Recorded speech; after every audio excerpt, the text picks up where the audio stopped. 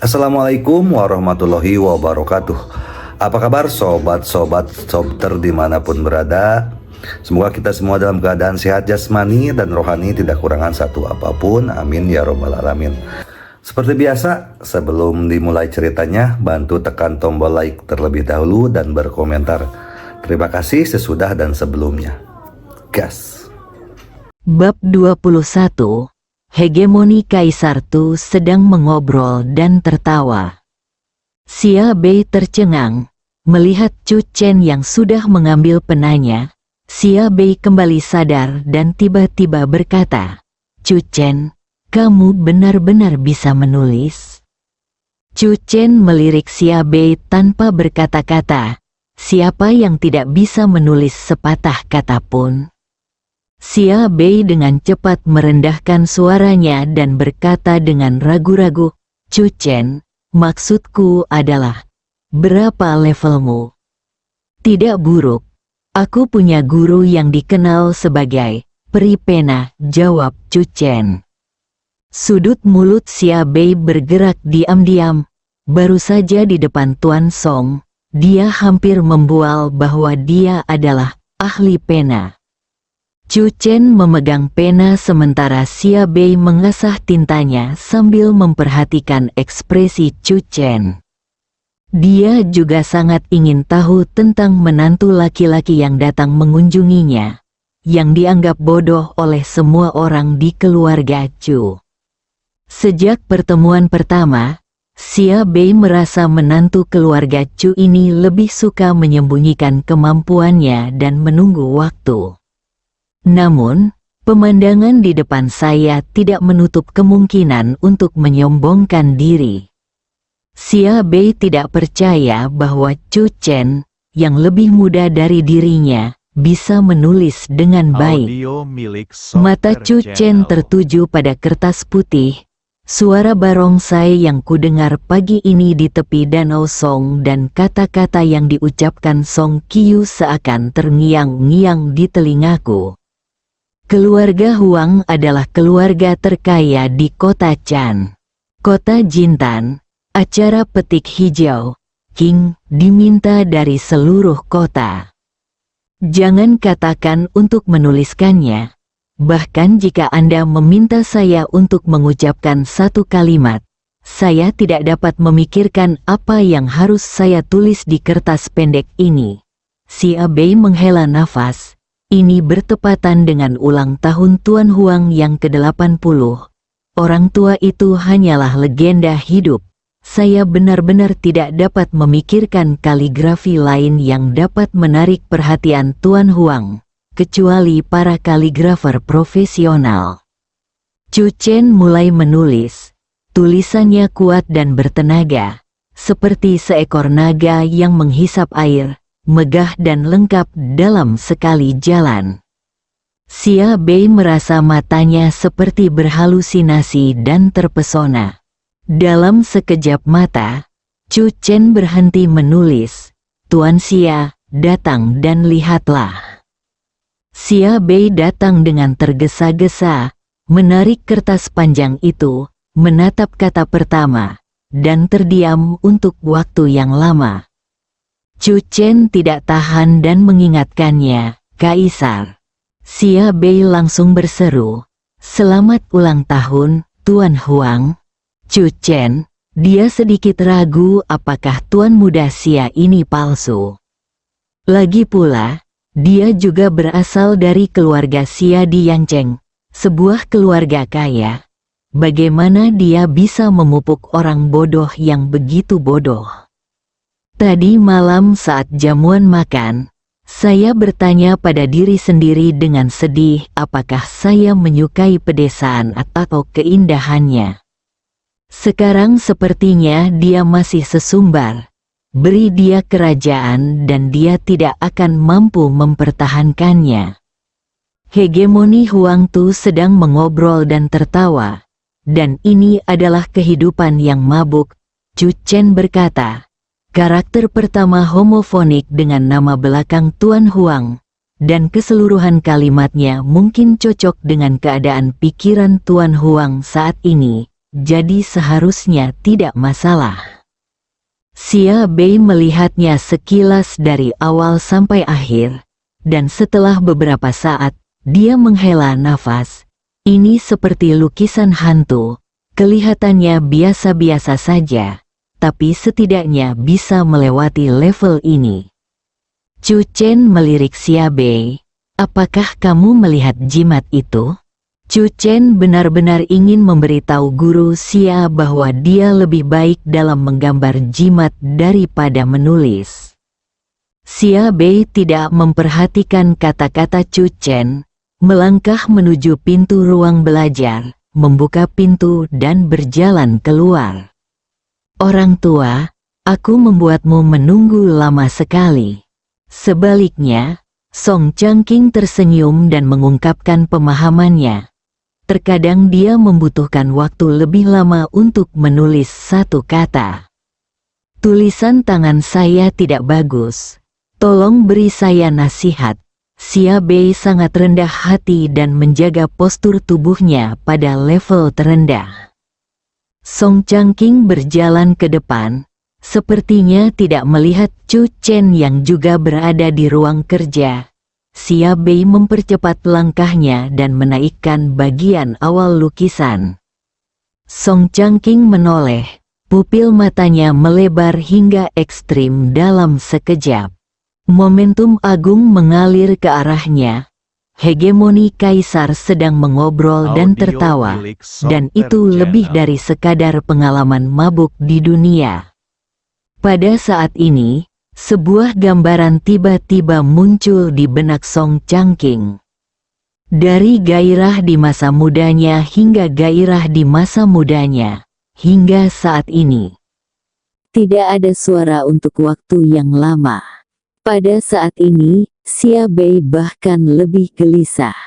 Melihat Tuan Song tidak bergerak, dia tidak bisa menahan diri untuk tidak melirik ke arah Chu Chen di sebelahnya. Ingin menangis, tapi tidak ada air mata. Sekalipun tulisannya jelek, tidak perlu memberikan ungkapan ini. Setidaknya aku harus memberimu acungan jempol. Bagus. Di ruang belajar yang sunyi, Song Changqing tiba-tiba berteriak. Tangan Xia Bei gemetar dan dia hampir merobek kertas itu. Song Changqing mengangkat kepalanya, memandang Xia Bei, dan menghela nafas. Kamu memang keturunan keluarga Xia, ratu dari keluarga terkenal. Berdasarkan kaligrafi ini saja, tidak berlebihan jika menyebutmu putra nomor 1 Tianan di dunia kaligrafi Yangzheng. Levelku hanya rata-rata, aku pantas mendapatkannya. Xia Bei sangat malu, bahkan tuan muda nomor 1 di Tianan pun keluar. Ini bukan sanjungan. Saya belum pernah melihat seorang pemuda yang bisa menulis kaligrafi sebagus ini. Song Changqing terus memujinya dan menatap Xia Bei. Tuan Xia, bawa kaligrafi ini ke pameran kota Jintan King. Saya yakin memiliki peluang besar untuk terpilih. Kalau begitu ambillah. Xia Bei sangat murah hati. Dia hanya ingin menyelesaikan topik ini dengan cepat. Oke, Song Changqing sangat bersemangat. Meskipun kaligrafi ini tidak ditulis olehnya, setidaknya kaligrafi ini lahir dari keluarga Song. Jika kaligrafi ini benar-benar dipilih, episode ini mungkin menjadi cerita yang bagus di Canjeng. Tuan Xia, Anda belum menyebutkan apapun, Song Changqing mengingatkan. Murid Xia Bei sedikit menyusut, lama sekali. Pikiran Xia Bei berputar cepat. Saya tiba-tiba teringat bahwa Tuan Huang sedang menghadapi Canceng Jiking. Saya bukan dari Canceng, jadi tidak cocok bagi saya untuk berpartisipasi dalam King ini. Chu Chen, lihat kerja kerasnya, kamu telah melakukannya untukku. Demimu, aku akan memberimu kaligrafi ini. Xia Bei tiba-tiba berbicara kepada Chu Chen, mendesah dalam hati bahwa itu sempurna. Awalnya ditulis oleh Chu Chen, dengan mengikuti tren, dia tidak hanya bisa menyelamatkan mukanya sendiri, tetapi juga mundur dan menjual bantuan kepada keluarga Song. Xia Bei mau tidak mau ingin memuji dirinya sendiri beberapa patah kata. Lagu cangking tercengang, Song Xie yang di samping juga tertegun sejenak. Kaligrafi bagus seperti itu sebenarnya diberikan kepada Chu Chen. Untuk situasi keluarga Song saat ini hanyalah hadiah yang luar biasa. Chu Chen, Song Xie yang buru-buru memanggil Chu Chen dengan suara rendah. Chu Chen memandang Xia Bei dan tidak menolak. Terima kasih banyak, Tuan Xia. Xia Bei tertawa dan menepuk bahu Chu Chen. Sudah kubilang, aku akan melindungimu. Lukisan ini harus dianggap sebagai hadiah pertemuan formal untukmu. Jika seseorang tidak tahu malu, maka dia tidak terkalahkan. Chu Chen mengambil alih apa yang telah dia tulis dan ingin mengucapkan terima kasih kepada guru Xia. Mata Song Xie yang dipenuhi rasa tidak percaya. Dia tidak mengerti mengapa tuan muda dari keluarga Xia ini begitu baik kepada Chu Chen. Ketika Tuan Xia datang hari ini, benarkah dia ingin membahas kerjasama antara kedua keluarga seperti yang dikatakan Chu Chen? Hati Song Xie yang tiba-tiba berdebar kencang. Namun perjanjian perceraian baru telah dicetak ulang. Apakah Anda masih akan bercerai dalam pernikahan ini? Bab 22 Tuan Muda nomor 1 di Tianan. Chu Chen, tolong katakan sesuatu secepatnya. Kita harus membicarakan hal lain, desak Xia Bei. Chu Chen berjalan dengan pena dan dengan hati-hati menulis namanya di sudut bawah. Coretan demi coretan. Song Changking meliriknya dari sudut matanya dan diam-diam menggelengkan kepalanya. Kami sama-sama anak muda, kok kesenjangannya bisa begitu besar? Namun, dengan hadiah luar biasa dari guru Xia ini, keluarga Song harus mempertahankan menantu laki-laki mereka untuk sementara waktu. Song Changking sangat optimis dengan kaligrafi ini, dan kemungkinan terpilih sebagai hijau untuk upacara pemetikan hijau di kota Jintan tidaklah kecil. Ini adalah kesempatan bagus bagi keluarga Song untuk menunjukkan wajah mereka di depan Tuan Huang. Mungkin setelah terpilih, Tuan Huang akan berada dalam suasana hati yang baik dan menjanjikan beberapa manfaat bagi keluarga Song. Tuan Xia, tolong, Song Xie yang mengerti maksud lelaki tua itu. Lobi villa utama keluarga Song. Semua orang melihat Chu Chen dan Xia Bei berjalan berdampingan, berbicara dan tertawa. Dan ekspresi mereka bahkan lebih terkejut. Saya masih tidak mengerti bagaimana Chu Chen dan tuan muda dari keluarga Xia bisa memiliki persahabatan seperti itu. Mata Song Yan juga memperhatikan, hanya dia yang tahu bahwa Chu Chen telah kembali normal. Mungkinkah Chu Chen sudah bertemu tuan muda keluarga Xia 5 tahun lalu?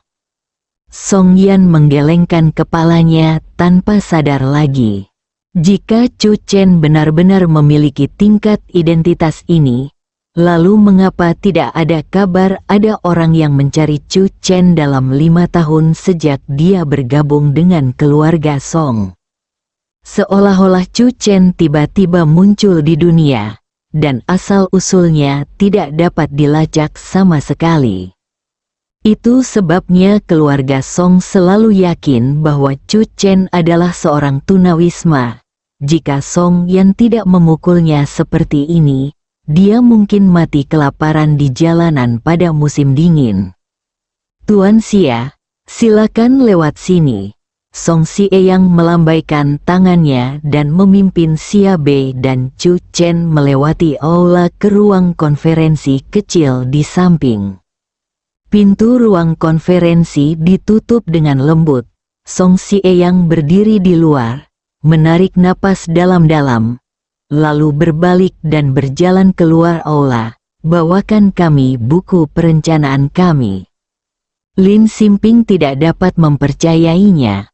Apakah Tuan Xia benar-benar ingin mendiskusikan kerjasama dengan Chu Chen? Ayah, perjanjian perceraian yang baru telah dikirimkan. Song King sedang memegangnya di tangannya saat ini. Robeklah, kata Song Sieyang. Wajah Song King tiba-tiba menegang. Ayah, meskipun Tuan Xia setuju untuk berbicara dengan Chu Chen, hasilnya belum keluar. Song Yun sedikit bingung. Ku bilang sobek, lalu sobek, kata Song Sieyang dengan suara yang dalam. Sekalipun kerjasama tidak tercapai, berdasarkan kaligrafi yang diberikan guru Xia kepada Chu Chen harus tetap menjadi menantu keluarga Song, setidaknya sampai upacara kota Pantai Emas. Jika kita ingin bercerai sekarang, orang tua akan menjadi orang pertama yang tidak mengizinkannya. Lagu Qiu juga kaget. Dia mengaku secara langsung tadi malam bahwa Chu Chen memukul Ye Sao Huang. Secara logika, ayahnya seharusnya bersemangat untuk melemparkan perjanjian perceraian tepat di depan wajah Chu Chen. Lin Simping menarik napas dalam-dalam. Setelah saya pulang tadi malam, saya mendapat kabar bahwa keluarga Xia memang berniat memasuki industri farmasi di Canceng.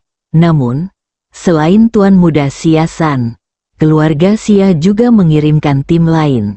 Saat ini, kita seharusnya berada di Royal Court Hotel, mendiskusikan kerjasama antara kedua keluarga dengan Tuan Ye. Ayah, itu karena kita tidak sebodoh itu menandatangani perjanjian perceraian tepat waktu tadi malam sehingga apa yang terjadi kemudian terjadi.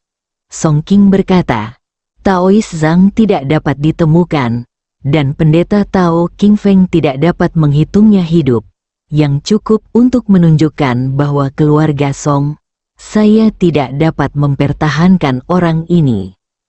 Terdengar suara langkah kaki cepat di luar. Song Ruhai terengah-engah. Tuan, hasil tes jarum perak telah keluar, dan ada zat yang sangat beracun di dalamnya. Ekspresi anggota keluarga Song berubah, dan perasaan dingin langsung datang dari punggung mereka. Jarum perak sangat beracun, ini untuk membunuh Song Qiu. Pupil Song Qiu tidak bisa membantu tetapi melebar hingga ekstrim, dan keringat dingin tiba-tiba muncul di telapak tangannya. Untungnya itu adalah Chu Chen. Pikiran ini terlintas di benak Song Qiu. Orang-orang lainnya juga tutup mulut. Tidak ada yang berani mengatakan hal yang salah tentang Chu Chen saat ini. Lutut Song Sieyang adalah satu-satunya laki-laki. Pada saat ini, ekspresi Song Sieyang sangat suram, penyelidikan menyeluruh. Song Ruhai berbalik dengan tergesa-gesa. Song Sieyang melirik semua orang dan berkata perlahan, berdasarkan ini, Chu Chen masih menjadi menantu keluarga Song. Ini adalah anugerah penyelamatan hidup yang nyata. Informasinya dikirim dengan cepat di ruang konferensi. Chu Chen mengambil buku perencanaan dan membukanya sekilas. Sebenarnya, keluarga Song kami cukup tulus. Saya memiliki ketulusan, tapi sayang sekali saya tidak memiliki cukup kekuatan. Xia Bei meletakkan kakinya di atas meja konferensi dan membuka-buka dokumen dengan santai. Sejujurnya, keluarga Xia bermaksud memperluas pasar di Canceng, tapi di sini, situasi pasar agak rumit, dan sangat sulit bagi keluarga Xia untuk memasuki pasar secara paksa. akan jauh lebih mudah jika ada mitra dari Canceng yang dapat berkontribusi sedikit, dan kamu keluarga adalah pilihan pertama. Chu Chen memandang Xia Bei, dia tahu bahwa Tuan Xia belum selesai berbicara. Kamu tidak terburu-buru sama sekali. Xia Bei merasa sedikit bosan, dan kemudian melanjutkan, memang ada tim yang berbicara dengan keluarga Ye sekarang. Tapi keputusan akhir masih ada di tanganku. Izinkan saya mengambil kesempatan ini untuk berlatih keras. Jika tidak berhasil, biarkan tim membicarakannya. Asuransi ganda keluarga Xia. Jika Xia Bei bersedia melakukannya, maka tim ini akan menjadi tim yang bertanggung jawab atas pekerjaan Xia Bei. Aku berkata tadi malam, kita memiliki tuan muda ketiga dari keluarga Xia dan bibi ketiga dari keluarga Song.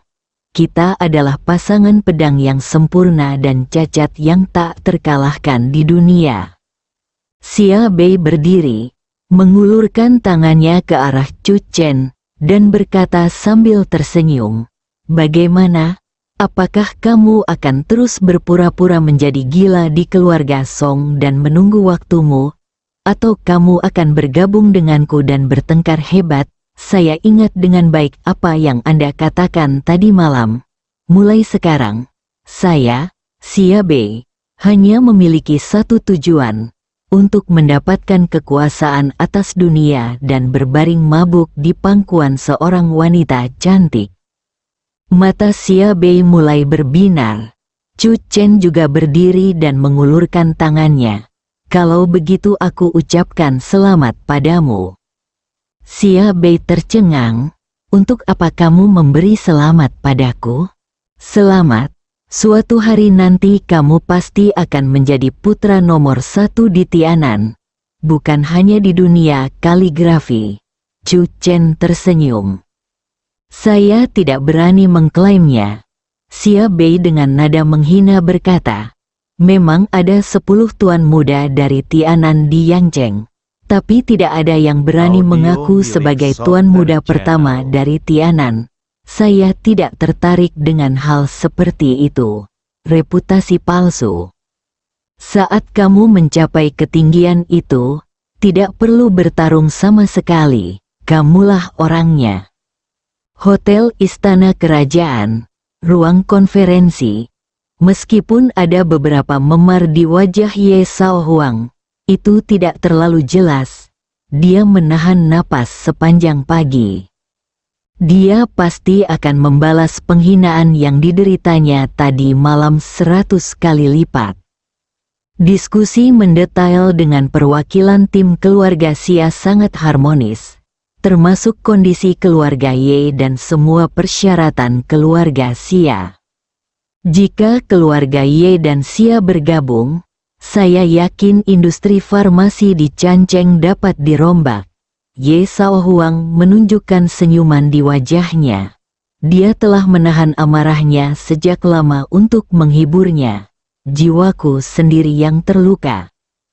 Ketika semuanya selesai, pergilah ke Chu Chen untuk menyelesaikan rekeningnya.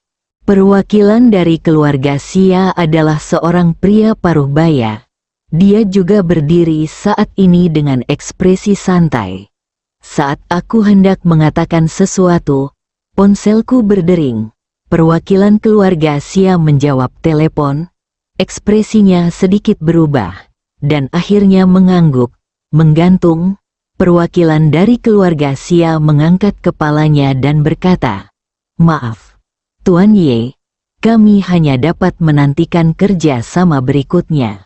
Bersambung.